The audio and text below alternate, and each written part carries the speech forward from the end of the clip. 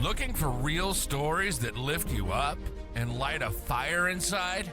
Welcome to Inspire and Impact, the podcast where purpose meets perseverance.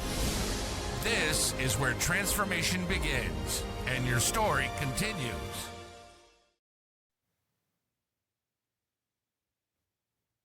Welcome to the podcast show, Inspire and Impact. I'm your host, Daniel Rosenstein.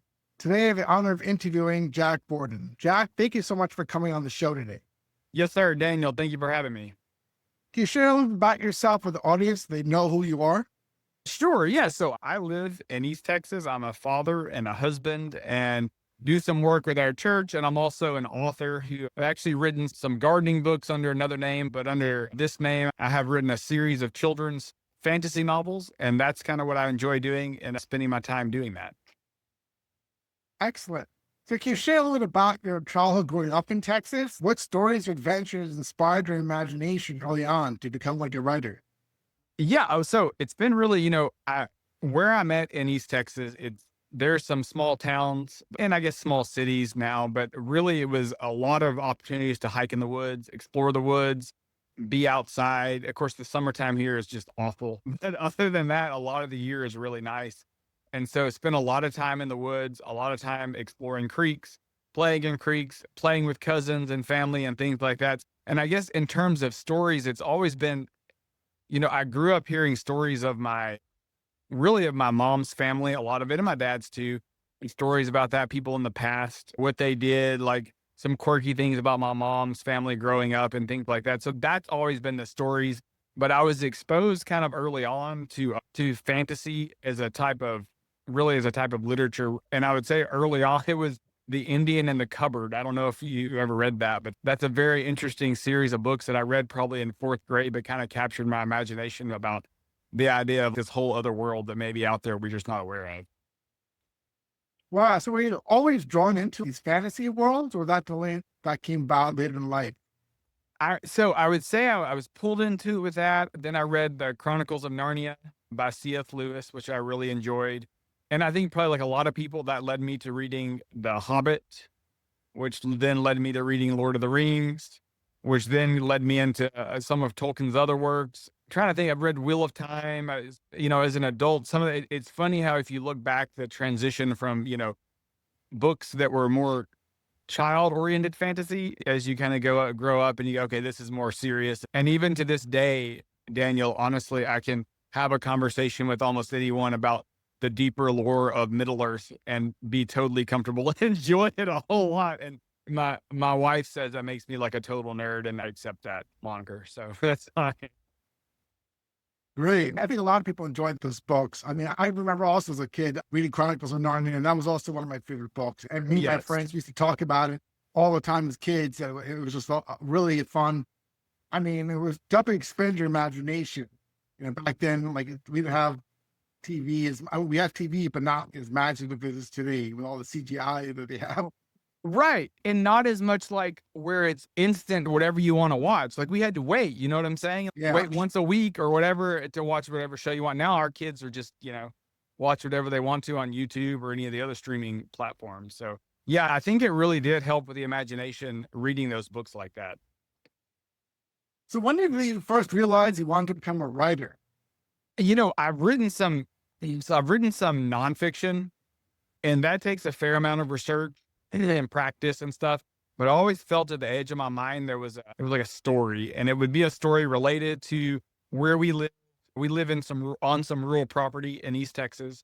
Always kind of had a feeling that I spent a lot of time out there, and I've spent a lot of time out in the woods by myself. We have a really nice creek that's always cool and always flowing. So I thought, what if there was some other kind of story out there? And so it was always at the edges of my mind, but it's kind of started coming together about 5 years ago, where I was reading a little bit and this is going to sound really weird, but I was reading some Celtic mythology, specifically Irish, like the Book of Invasions and some famous, Irish mythology. And so I thought, what would happen if those characters somewhat, or let's say characters inspired by that mythology, happen to actually be here in the middle of our woods here in East Texas. And it's funny because it just kind of all merged together and It's funny how I think all that swirls together in someone's mind, and then it comes out to be something that can be written down. So how long did it take you to bring the world of you wrote the book, the Dixie Chronicles, to life from the original idea to actually like writing and publishing it? And that is a good question, because I would say it was about, I started it in 2019. I would say I started writing it. And I think with anything you do, the more you do it, the better you get at it. So I started writing it, I finished it, I edited it entirely, the first book, because I was unhappy with how I'd written it the first time. Started all over again. Not all over, I didn't erase it all, but I just went back through and made it better. I probably did that 5 times to get it to where I was happy with it. I had editors review it multiple times for that first book. Finally, I kind of had what I was after on the first one. But then I didn't really want to, I let friends read it. I let my kids read it. They all liked it. They thought it was interesting. But I was like, I'm not ready to put it out there yet. So I wrote the second book. And that was a lot of fun. And I was better at it, at least a little bit, marginally, by the time I wrote that second one. And then the third one, and I was like, I should probably eventually somehow put these out in the world. And then I wrote a fourth one, and then I kind of slowed down, and then I put them on Amazon, published them there last year, starting in the summer, all 4 of them, with 1 month apart, which was crazy.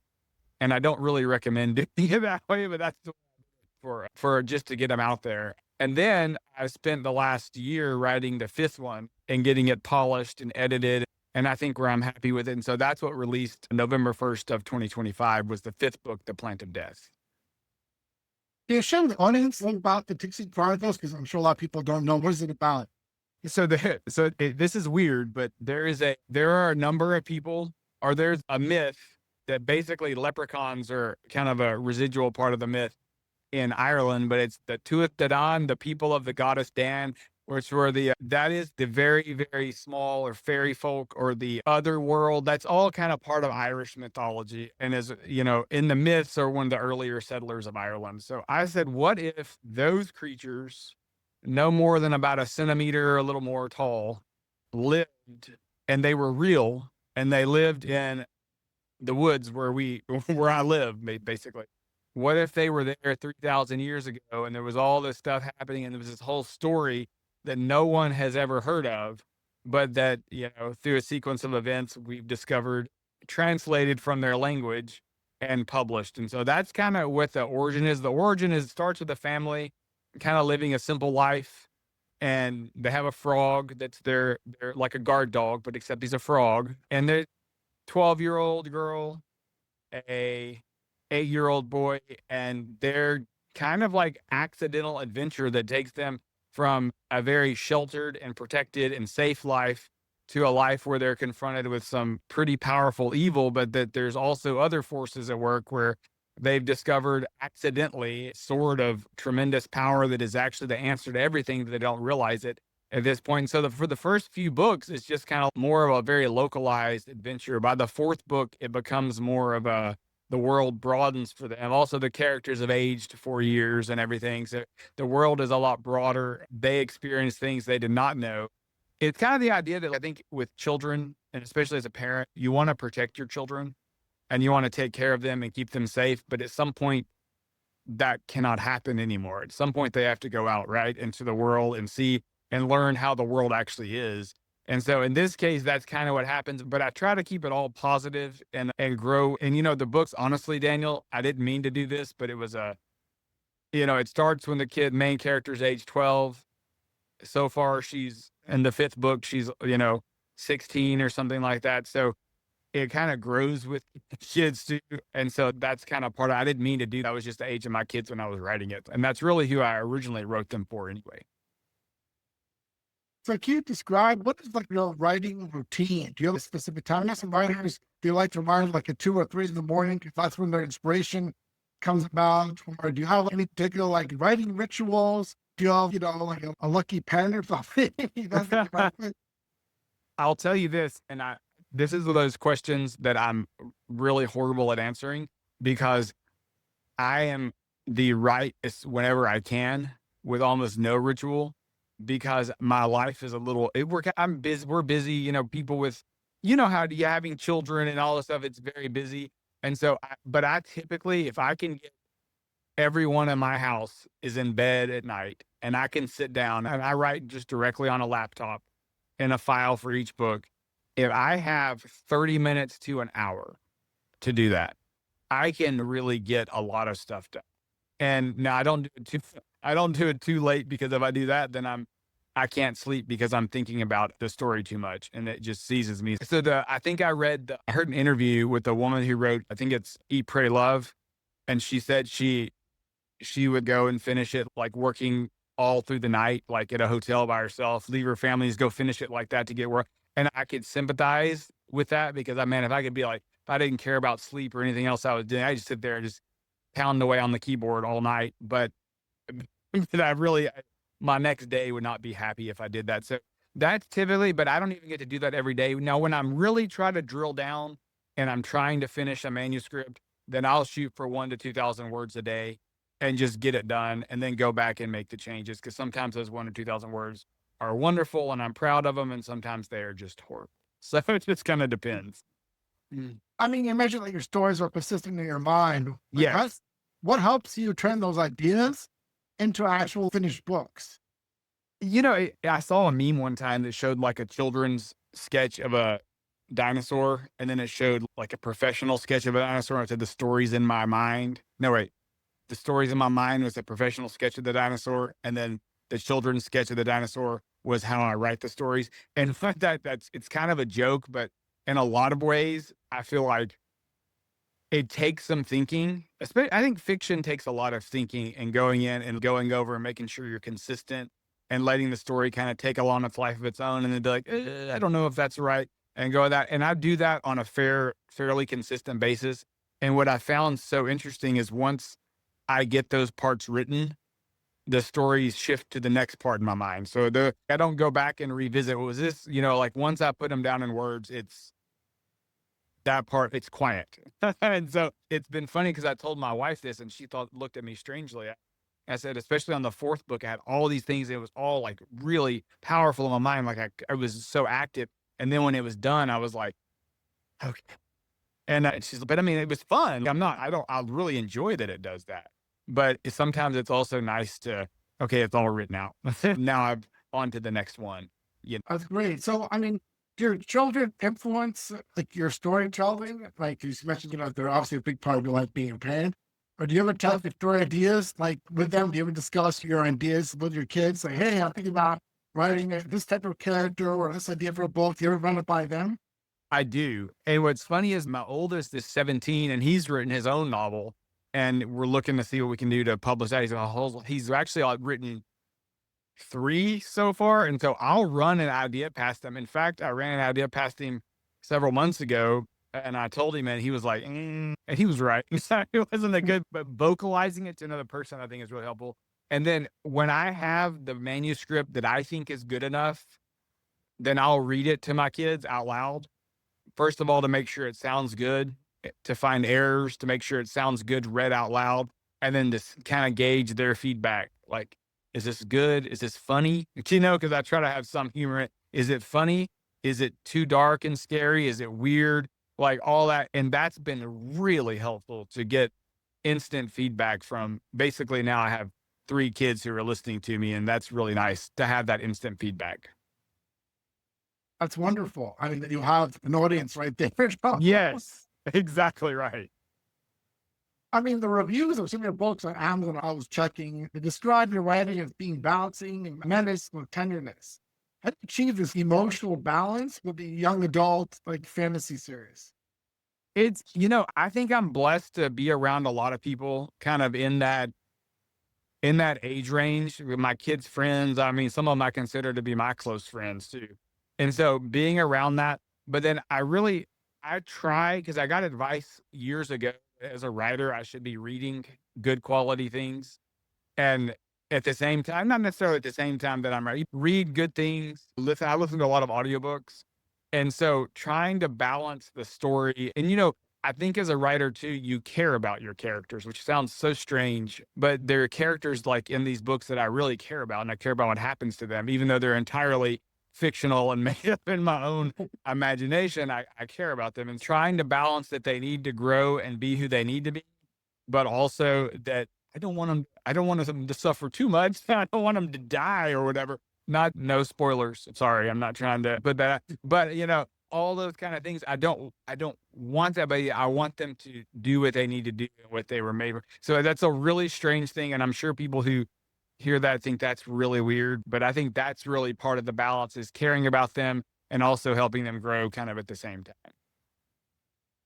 So I was checking like in your books, like some of your main characters like Adeline and Killian, they're siblings who face loss and courage.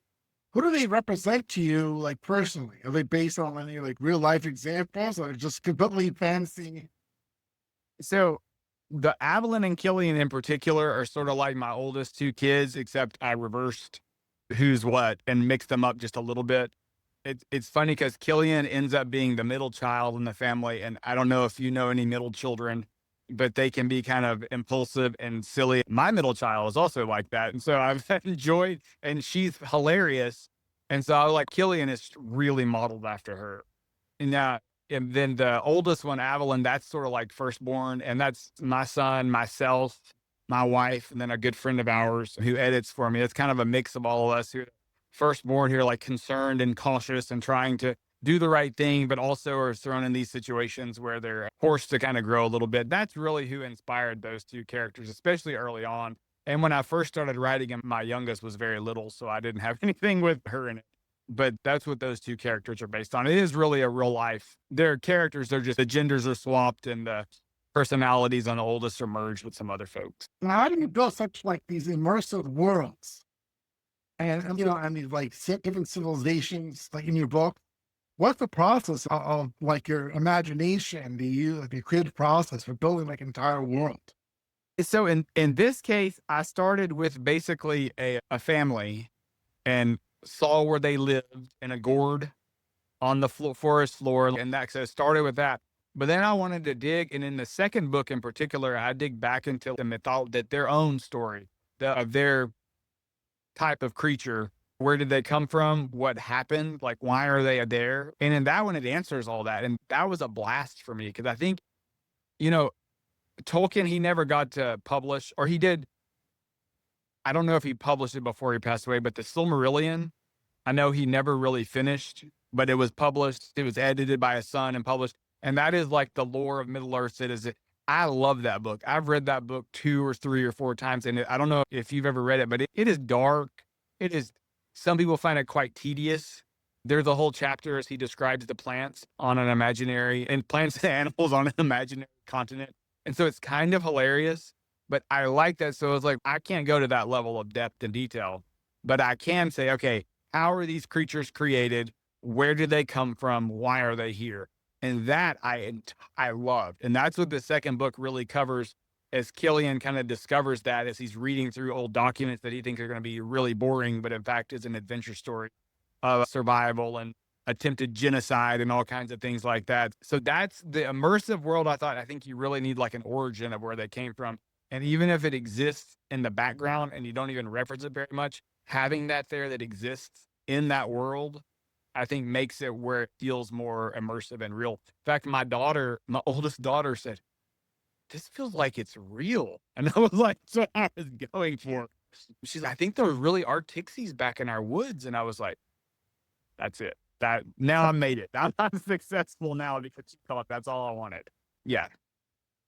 Well, that's really amazing that you get to share all these stories, be creative.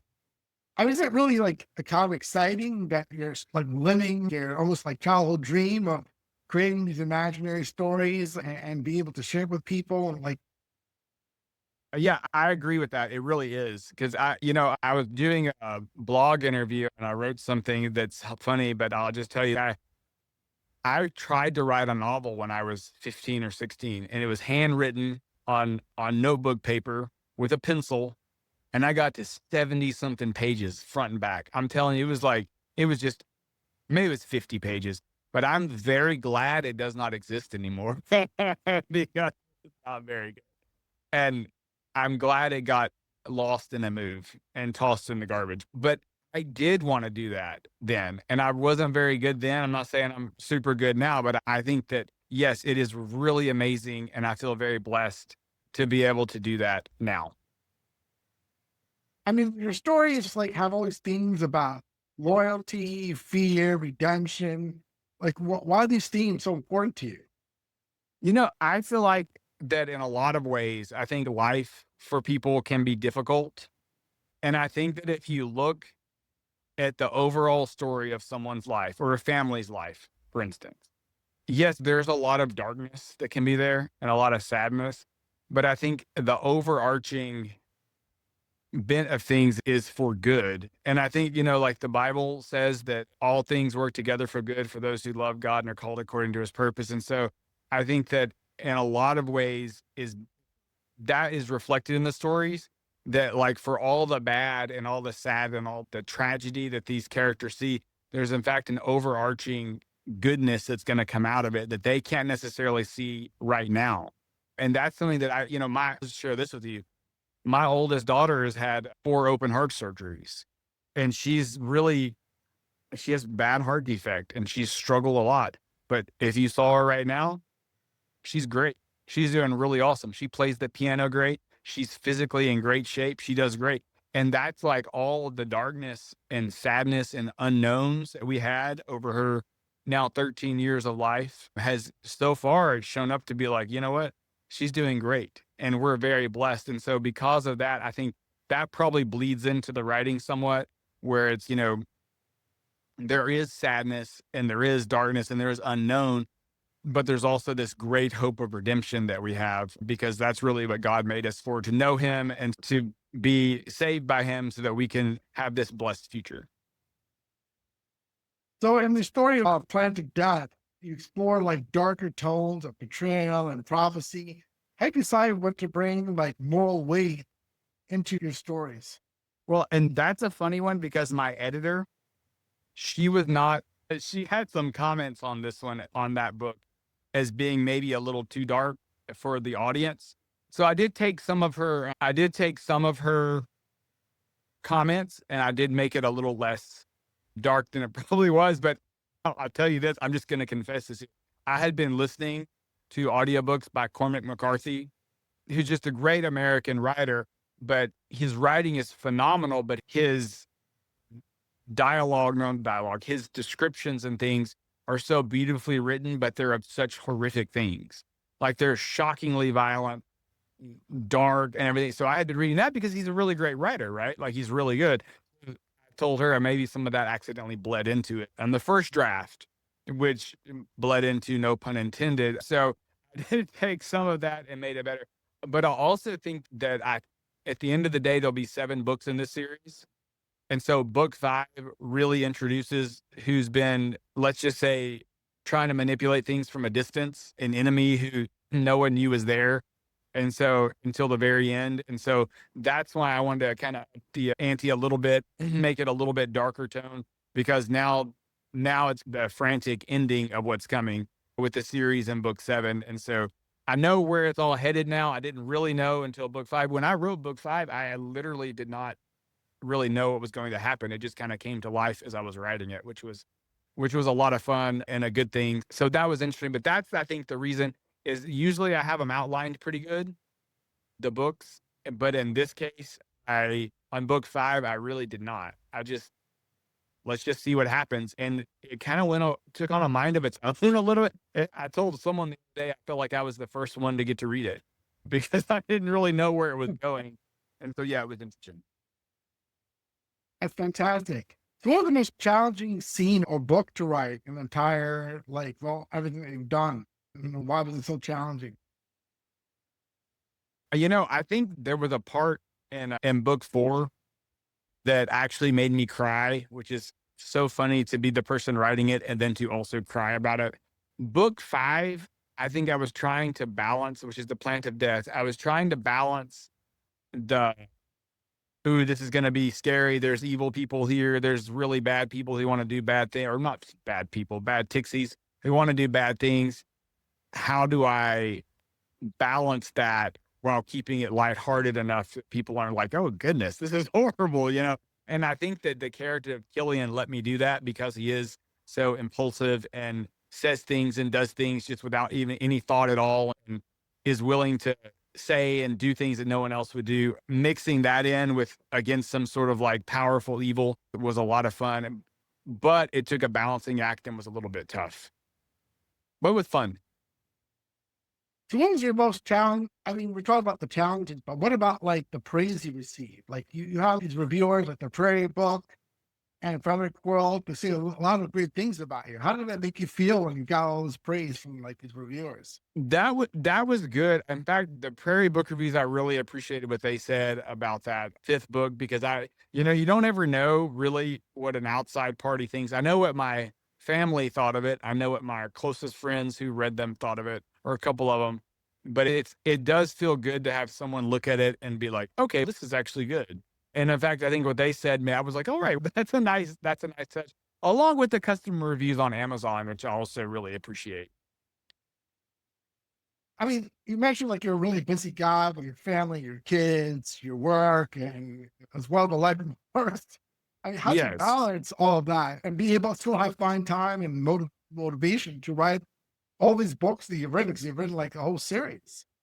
Yeah, and it's an interesting thing, and I really have to be self-disciplined and keep myself, I have to try to do something, especially with the Plan of Death coming out in this year in 2025. I feel like I have a little wiggle room to get the other one done, but get book 6 done, which I've been working on now. So it takes a fair amount of self-discipline that, hey, in the evenings, instead of stream something or instead of that kind of thing, I need to sit down and just, even if I type 500 words, that's still something. It's moving along, moving the piece along the board, whatever you want to say. It's actually works to do that. And I have to push myself. I mean, I do have a day job. I do have a business. I do some stuff with our church. This is crazy, but I still try to fit it in. And I think too, it's a common thing I have with my teenage son too. So that helps motivate me. Hey, okay, I'm going to sit down and do this. I'm going to talk to him about it. And he's going to sit down and write stuff and tell me about he's writing. And so that's been a pretty fun thing too. You know, a lot of people, they have dealt with writer's block. Have you that ever happened to you? And if so, how did you like overcome it? Not with this series. It really has not. The series, the times when people have, like when people take shower, like when I take a shower in the evening, my mind is kind of relaxed and I start thinking about it. When I'm driving down the road on a road I'm familiar with, and I'm watching, and I don't have to turn off my phone, which is Apple Music or podcasts or audiobooks. I turn that stuff off and just listen. Sometimes the story starts playing itself out. Now, I have tried actually to write other fiction, and for whatever reason, I I cannot get very far with it. And so that may be a writer's block but it also may be like, hey, don't explore that. Just do this for right now. And that's what I'm going to keep doing. And I even had this great idea of, oh man, this is going to be I was telling people about it, this book that I was going to write. It was going to be a more of adult sort of a dystopian. And I was like, oh man, this is going to be great. I got 3 sentences in. I'm like, I don't think I've thought about this one quite enough. And so I don't know. I don't know if that's writer's block or not, but with the Dixie Chronicles, I have not really faced that. And you know, being that you've written a series, did you plan on creating a series from the whole beginning, or was it like an evolution? Like you wrote one book and then more ideas started popping on, and over time you had more and more ideas, or it's like it was all planned from the very beginning? I'm gonna create a series. That is a really good question. And the answer to it is when I was about halfway through the first book, I was like, maybe I can make I think this could be a trilogy.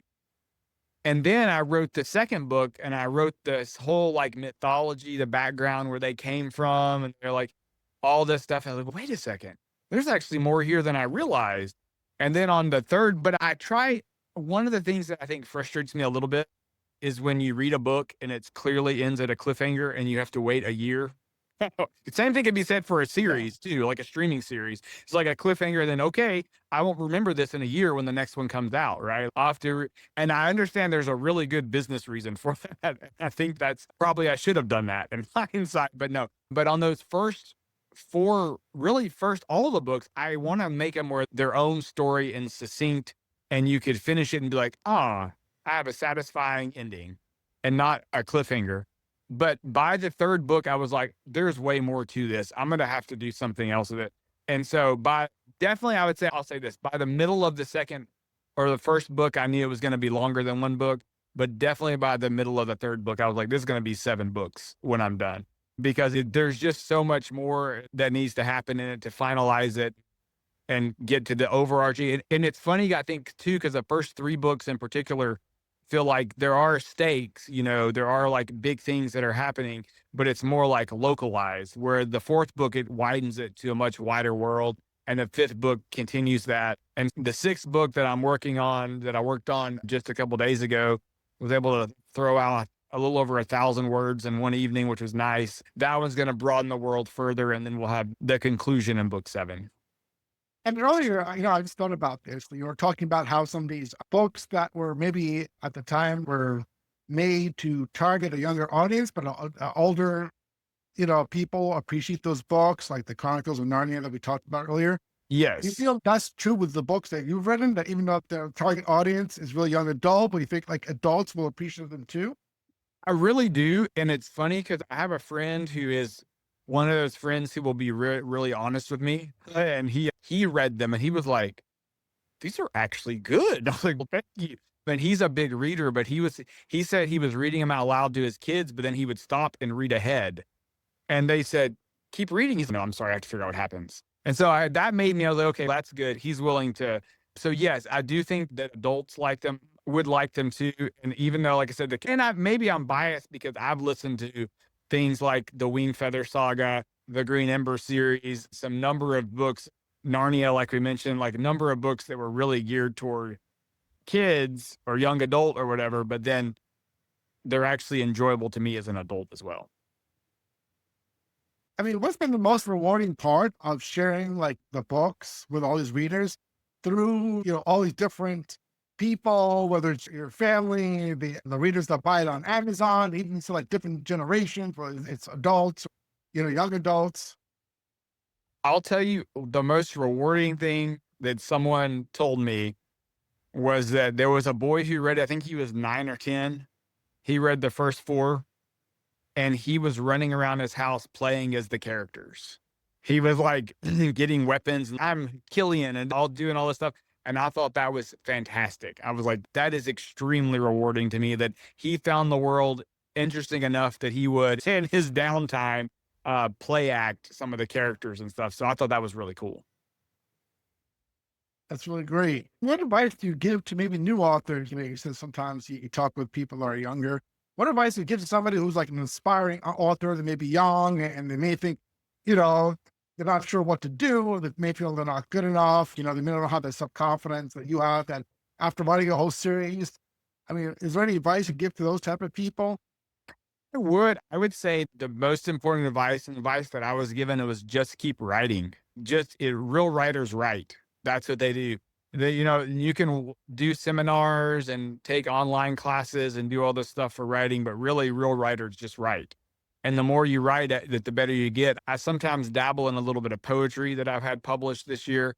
And the reason I mess with poetry is because it is using language and writing, because they use the same muscle as if you're writing fiction. It literally is the same part of the brain or whatever that part. And so I think exercising the muscle, so to speak, the writing muscle by writing, and then also getting feedback on what you've written, knowing that you are the only person who has your voice, when it comes to writing. And I think that when you realize that, then that makes it, okay, I'm willing to do this. But it's like anything else. It's like a craft of any kind. The more you do it, you'll get better and you'll get better and you'll get better. And when you don't do it, like I've not written for a month before.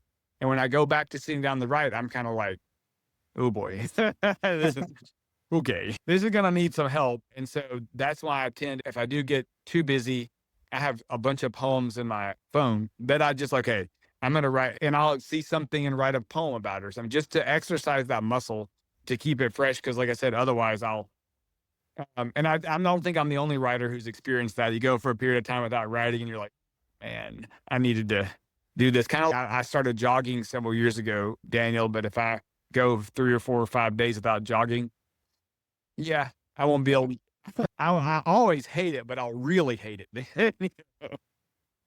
I'm curious to know, I know, we're talking about how people are very picky these days, of what they like, what they don't like.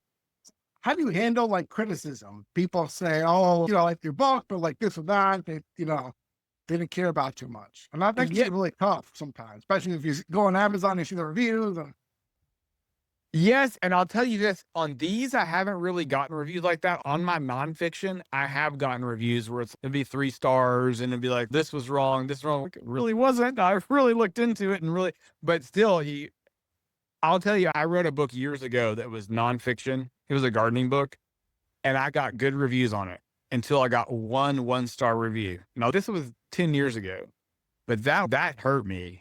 Like that 1-star review on really, one review. it really hurt and it took me, but I was like, okay, that's being the weird, sensitive writer kind of person. And I've grown a little tougher skin since then. I'm like, oh my goodness, everyone else said it was good, but with these books, I've really tried to be professional about the writing, about the editing, about the covers, everything like that, where my goal is really to give a good story to the reader. That's what I really want. And so I hope as the reviews for this come in from people on Amazon, at least, that people are, understand that. And I know one of them, I have a fair amount of Goodreads reviews, and they're generally pretty positive as well. I'm not as sensitive probably as I used to be with it because I just enjoyed the story, and I've gotten good feedback from people I know in real life. But the reviews on Amazon for them have been good too.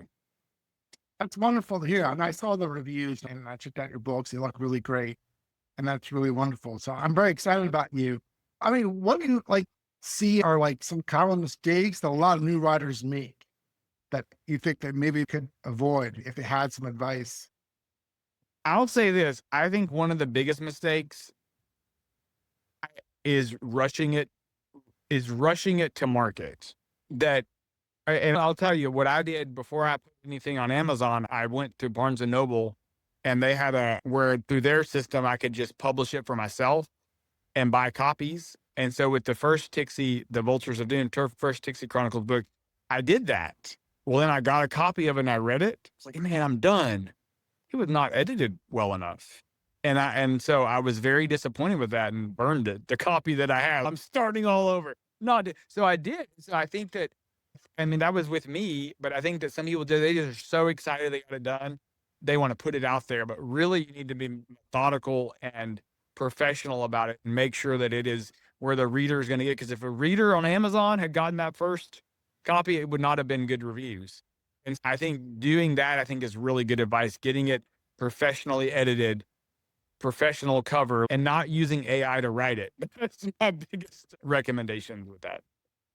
I mean, how important do you think it is having for writers to have community or getting feedback from people to, have a better, different pair of eyes to say, get other people's feedback? How important do you think that? 'Cause I know a lot of writers, they like to do things solo. There are a lot of writers out there that they like to do their own thing. Some of them are more reserved. Obviously, there's some people that are very outgoing, but a lot of writers are very reserved. Yeah.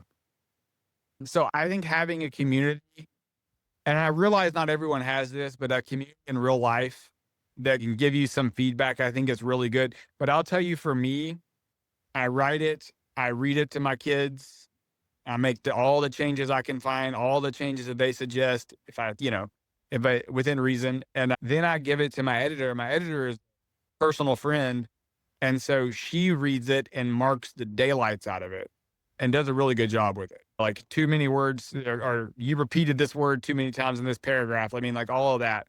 And then she also will give me feedback about it overall. Okay, this one, on Planet of Death. Well, she said some of it was kind of dark, and I was like, will you highlight it? Will you highlight the parts you were uncomfortable with? And so I took what she said. I didn't, of course, I made all the corrections she found, but I took some of what she said to make those highlighted portions a little bit. But then I knew, I was like, if I let every one of these people I know read this, it's going to take too long. So see, that's the same thing, trying to rush again. But I went ahead and got the review copies and passed them around. And a couple of people read them and were like, this is good. The feedback was positive. So then I felt good to go ahead and put it out there in the world after that. But I normally have I know there's people who do alpha and beta readers or something like that.